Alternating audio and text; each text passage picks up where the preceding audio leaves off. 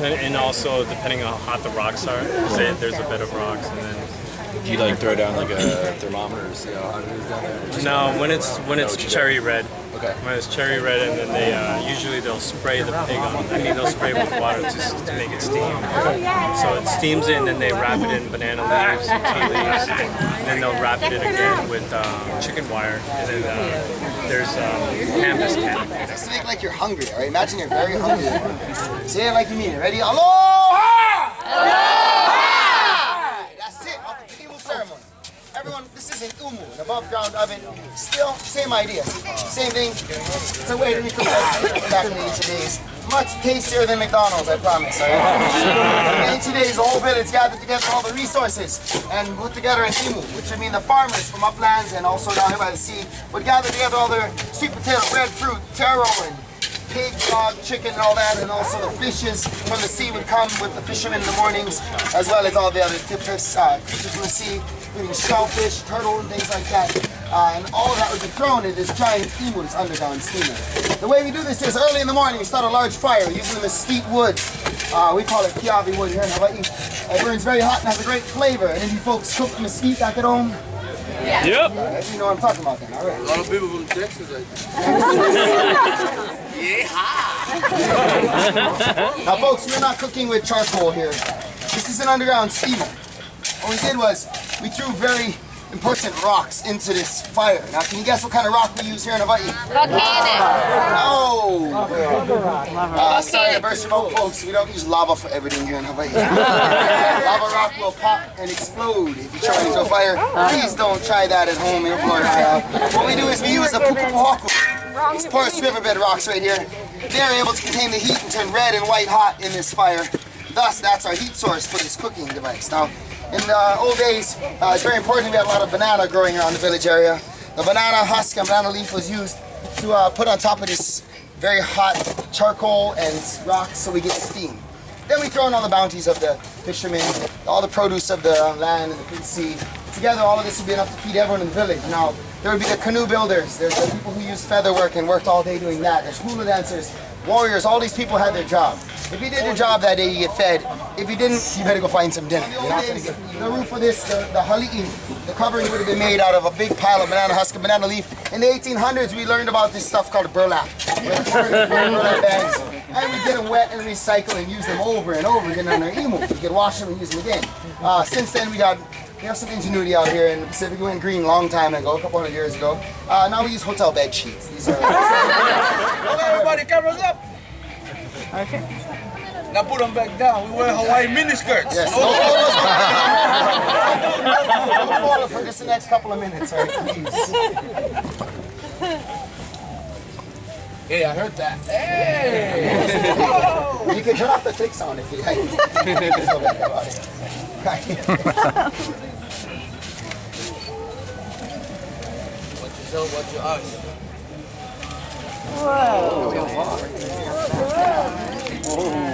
Oh, yeah, your first course is your salad, guys. We're going to take a 10-minute union break. You guys can hold on. Folks, we're going to be coming by tables, table by table, to pull you up into the buffet and let you pick out all of come to the imu ceremony. Everybody, aloha! Aloha! All right, your hot dogs and your hamburgers are getting cold.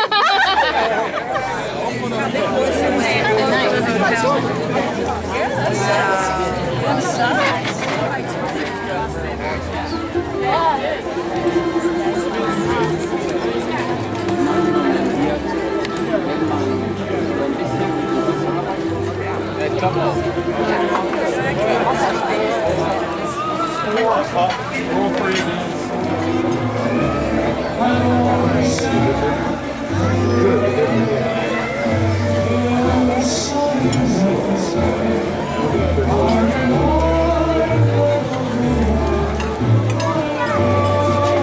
Alright, Nebraska, Montreal.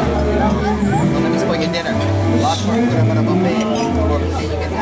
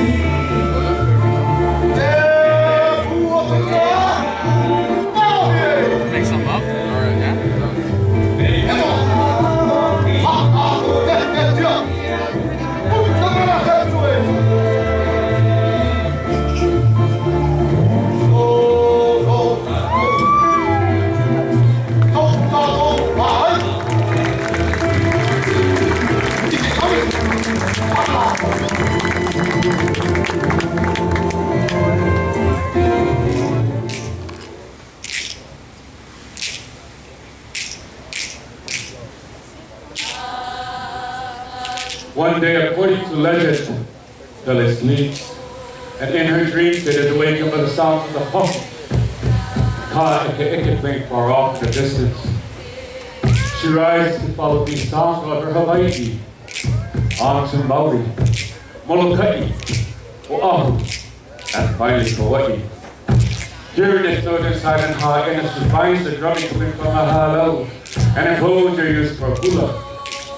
As she approaches, she is met by the handsome Lohiau, prince of the land.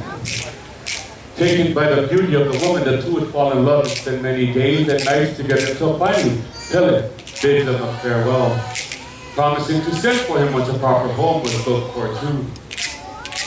Lohiau, sad and grieved over the departure of this beautiful woman, refuses food for many days and eventually ends his life.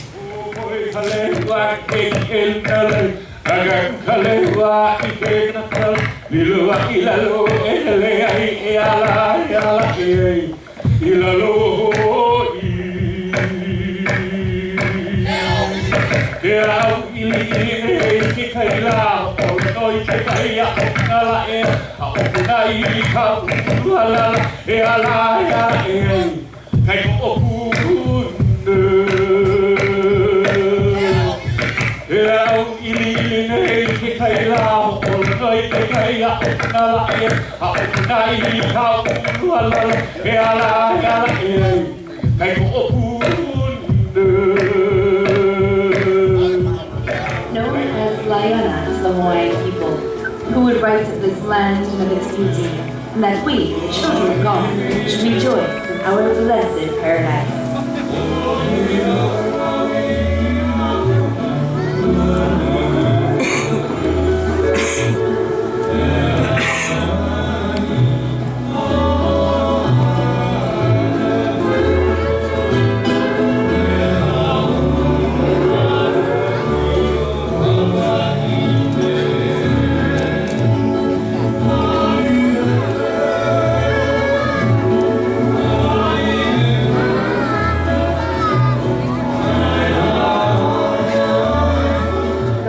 We would like to share with you one of the Queen's most beloved songs known throughout the world, and especially here in Hawaii, the beautiful Aloha Oe.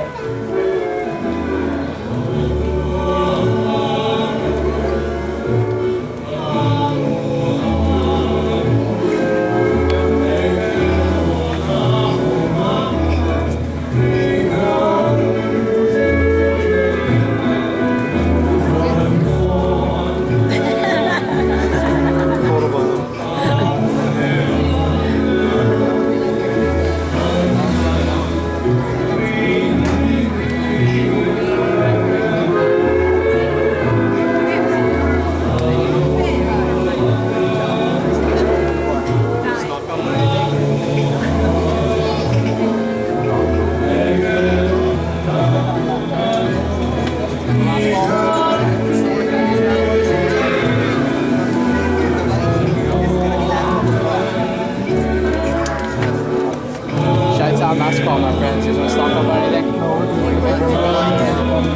Anything for last call, guys? Good. Last call from the water family. How you guys doing?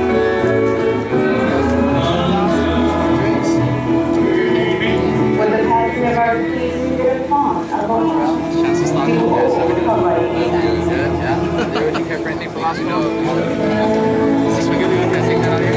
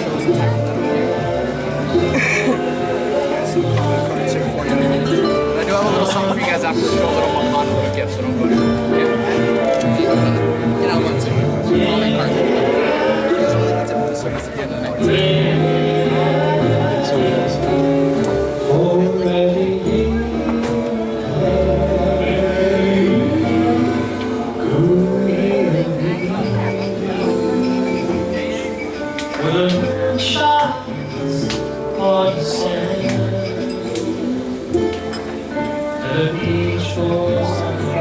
like to wish you a very warm he mau he aloha. May the aloha be everlasting. Mahalo and good night, everyone.